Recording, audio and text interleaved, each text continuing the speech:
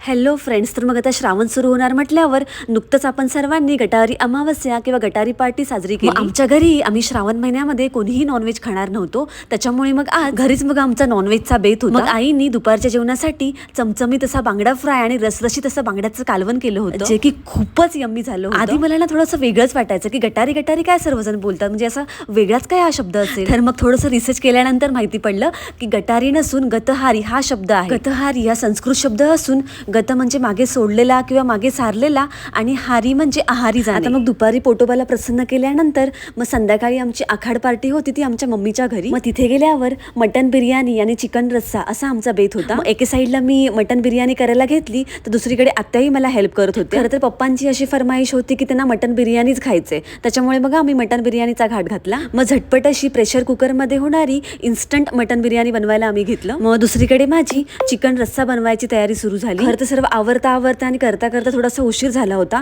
त्याच्यामुळे मग आधी चिकन आम्ही बॉईल करून नाही घेतलं, मी डिरेक्टली चिकन फोडणीला घातलं. तोपर्यंत इथे माझी इन्स्टंट अशी मटन बिर्याणी रेडी झाली होती. खरं तर आधी मला जरा टेन्शनच आलं होतं की मटणाचे पीस जे आहेत ते बरोबर शिजतील की नाही काय माहित, परंतु तसं काही झालं नाही. मटणाचे पीसही खूप छान शिजले आणि बिर्याणी खूप छान यम्मी झाली होती. खरं तर ती खास मी आवर्जून पप्पांसाठी बनवली होती, त्याच्यामुळे पहिला पप्पांना विचारलं की चांगली झाली की नाही. मग त्यांना आवडली. मग हे ऐकून दिल खुश हो गया. लवकर उरकावं म्हणून आम्ही प्रत्येकजण काही ना काही करत होतो. मी चिकन शिजवलं तर दुसरीकडे माझ्या बहिणीने भाकरी बनवून घेतल्या. चलो तो अभी है सेलिब्रेशन टाइम. ऍक्च्युली माझ्या बहिणीचं प्रमोशन झालं होतं, मग विचार केला आपल्या गटारी पार्टी बरोबर आपण तिच्या प्रमोशनचं सेलिब्रेशनही करून घेऊया. तीही खुश आणि आम्हीही खुश. केक कटिंग झाल्यानंतर मग आज खूप दिवसांनी आम्ही सर्वजण एकत्र असे जेवायला बसलो होतो. मग काय खूप असं मजा मस्ती करत गप्पा टप्पा करत आम्ही सर्वांनी एकत्र मिळून आमची आखाड पार्टी साजरी केली. नॉनव्हेज खाल्ल्यानंतर मग सर्वांना आईस्क्रीम खाण्याची क्रेविंग झाली, मग सर्वांनी मिळून एकत्र आईस्क्रीम देखील खाल्ली. चलो बाय.